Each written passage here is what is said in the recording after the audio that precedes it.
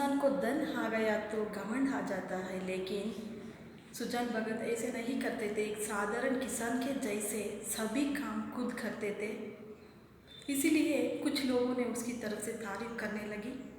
ऐसा तारीफ करने लगने के लोगों के बीच में शिकायत करने वाले भी रहते हैं।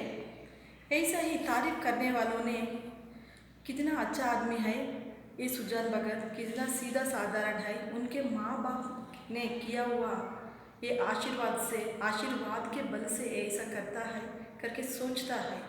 लेकिन शिकायत करने वाले ऐसा कहते हैं कि नहीं नहीं, ये कहीं गाड़ा हुआ धन मिल गया है सुजान को, इसीलिए इसे दान धर्म का कार्य कर रहा है कहते हैं। वो सज्जन लोग कहते हैं, अरे भाई, ये पसीना छेद कर परिश्रम से किया हुआ धन है। किस इंसान ने दान धर्म करते हैं उसी को भगवान उनके हाथों में से पैसा दे जाते हैं। तुम भी तुम्हारा खेतों में भी ऐसा फसल करते हो, लेकिन सुजान भगत के खेत में आने जैसे फसल तुम्हारा खेत में क्यों नहीं आ रहा है? तुम्हें भी परिश्रम से काम करो, तुम भी धन पाओगे करके समझाते हैं। लेकिन ये पूरे सुजान भगत उनका काम में मग्न हो गया। वो सोचता है हमारे माँ बाप के आशीर्वाद और उन्होंने किया हुआ ये अच्छे कार्यों से मैं यह ऐसा हूँ करके सोचता है। बाद में उनके घर में अनेक शेरों तक दूध होते थे, लेकिन इनके थले एक बूंद भी नहीं मिलते थे। लेकिन सुजान भगत इस विषय पर कुछ नहीं कहते थे, कुछ को भी शिकायत नहीं करते थे, क्योंकि वो पहला आदर सत्कार साधु संतों के देते थे। इसी तरह सुजान भगत अपने परिश्रम को दूसरे को लिए बांटने को तैयार थे। भगवान आदमी का दिल दिए तो ऐसा खर्च करने का मन भी दे सकता है।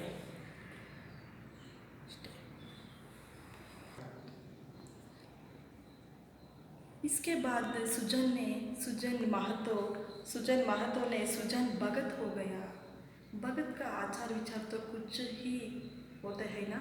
उन्होंने बिना स्नान करके ना खाते थे ना पीते थे। उनके घर से गंगा जल बहुत दूर थे, लेकिन उन्होंने गंगा जल तक जाकर प्रतिदिन स्नान करके पूजा पाठ करने के बाद खाना किए जाते थे। ऐसा ही उन्होंने लोक कार्य में मग्न हो गया। प्रतिदिन प्रति वक्त पूजा कार्य में उनका मन लग्न हुआ। इसके बाद वो बाहर उनको आदर सत्कार बहुत से देते थे, पर इनका घर में उनको अनादर मिलते थे। वो इसको मालूम नहीं हुआ। सुजान धीरे धीरे उनके घर के अधिकार को उन बच्चे और बीवी ने छीन लेता है और उन्होंने बाहर का स्वामी बन गया, मंदिर का देवता बन गया और घर के बाहर का कुत्ता जैसा बन गया। इसी तरह एक दिन का घटना है।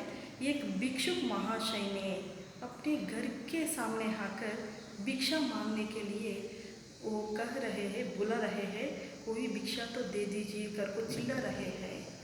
उस समय सुजान भगत ने अपने घर के सामने बैठा था।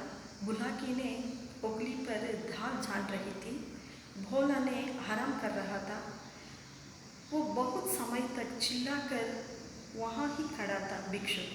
ये घटना को देखकर सुजान को बहुत क्रोध आया। वो कहता है, अरे सुनो, घर में तो कोई है, ये महात्मा कितने समय तक चिल्ला रहे हैं, किसी ने भी आकर कुछ तो दे दो उसे करको समझाता है। तब बुलाकी ने कहती है, क्या आपके पाँव में मेहंदी लग गई है? आप ही जाकर कुछ तो अनाज दे दे, तुम्हारे हाथ में भी होता है ना, तुम्हें उठाकर कुछ वो भिक्षुकों को कुछ अनाज दे दो करको आवाज़ करती है। यह सुनकर सुजान ने घर के अंदर अनाज के भंडार में जाकर थोड़ी सी छबड़ी पर कुछ गेहूँ को लाता था। उसको देखकर, गेहूँ को, छबड़ी को देखकर भोला ने उनके हाथ से छीन कर ये ऐसा अनाज, इतना अनाज मैं परिश्रम से बोया है। तुमने इतने फ्री से इतना भिक्षु को ऐसे दे रहे हैं, ऐसा मत देना करके उनके हाथ से छीन लेता है। उनसे हाथ से छीन लेने का वो विषय को अपनी पत्नी भी देखती है, वो कुछ नहीं बोलती है। इस कारण से सुजन भगत को बहुत दुख हो जाता है। हमारे घर में मेरे बेटों के सामने, मेरे बीवी के सामने इतना अनादर मुझे करके सोचकर बहुत बेजार से बाहर आकर भिक्षुक को बेच डालता है। स्वामी, ये अब नहीं हो रहा है, कुछ ने भी खाली नहीं है, तुम अगले दिन आना कर को बेच डालता है वो भिक्षुक को। बाद में वो एक पेड़ के, उनके घर के सामने पेड़ के नीचे बैठकर विचारों में मग्न हो जाता है।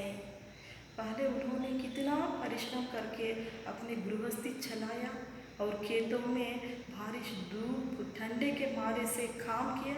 ये पूरे के पूरे धन दौलत पाकर अब हमारे पत्नी बीवी के सामने इतना बेइज्जत पाकर उन्होंने बहुत बेजार कर ध्यान मग्न हो गया। ऐसे ही शाम हुआ। शाम तक उन्होंने पेड़ के नीचे बैठकर सोचने लगा, बहुत बेजार से सोचने लगा। शाम हो गई। पत्नी ने बुला के अपने बड़े बेटे को भेजता है, अपने पिताजी को खाना खाने के लिए बुलाए। भोला ने बहबीत से अपने पिताजी के सामने आता है, वो खाने के लिए बुलाता है। वो पिताजी नफरत करता है, मुझे नहीं चाहिए, मुझे नहीं चाहिए, तुम्हें जाओ खाकर आराम करो, मेरे को बेच डालता है। कुछ समय के बाद बुला के भी आता है। बुला की, अरे सुनो जी, ये कितने छोटे छोटे विषय को तुम किसके लिए तिनक जाते हो? तुम्हारे बेटे ने कमाई है, वो दो बात कहे तो उस बातों को तुम बेजार मत करना। बेटा कैसे कहते हैं वैसे सुनो, मैं सुनती हूँ ना, ऐसा तुम भी रहो कर को समझाती है। तब सुजन ने कहते हैं, तुम और तुम्हारे बेटे परिश्रम से कमाई हुआ अनाज को तुम भी खा लो, मुझे नहीं चाहिए कर को नफरत कर को बेच डालता है। वो बाद में बुलाकी ने वो समझाने नहीं गए, अपने पत्नी से को समझाने नहीं होने लगा, वो घर वापस चले जाती है। रात पूरे के पूरे गांव सो रहा है, चैन से सो रहा है, लेकिन सुजन को नींद नहीं आया। वो बहुत बेजार दुखी से याचना कर रहे थे। गायों को बैल घास को नहीं काट कर डालते थे, इसीलिए गायों के लिए ये घास को छोटा छोटा बहुत सुंदर से काट कर एक राशि बना दिया। रात पूरे उन्होंने नहीं सोया। हरली अंधेरा मुँह अंधेरा में 4-5 बजे के लिए वो बुलाकी उठकर आती है। बाद में वो बैलों के सामने रहने वाले घास को देखकर वो दंग रह जाती है। रात भर मेरे बड़े बेटे ने कितना काम कर लिया है, उसके लिए तारीफ करके कितना काटा है कर को पूछती है। तब अंदर से बड़े बेटा बोला आता है, नहीं अम्मा, मैंने नहीं काटा है। तब सुजन ने बोलता है, हाँ, तुम्हारा बेटा तो बहुत परिश्रम करता है ना, तुम्हारा बेटा ही चारा काट कर रखा है। वो बोलता है, नहीं अम्मा, मैंने नहीं काटा है, शंकर तो काटा हुआ।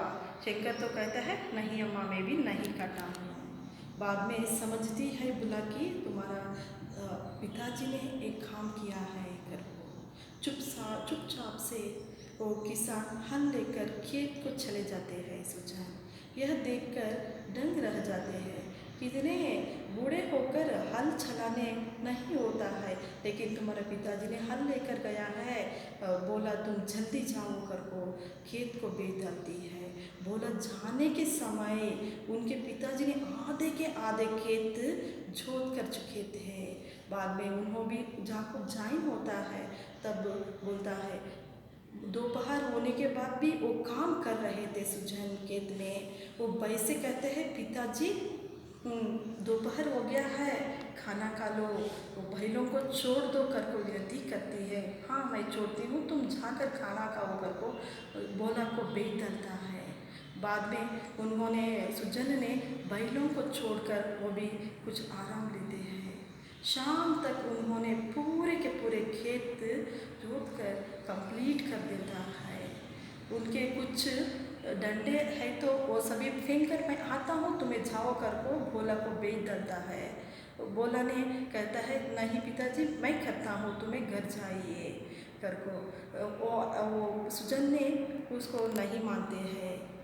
ऐसा करके वो घर दोनों भी वापस आ जाते हैं। यही की आज की कहानी है बच्चों। अगले कहानी को हम नेक्स्ट क्लास में मिलेंगे। धन्यवाद।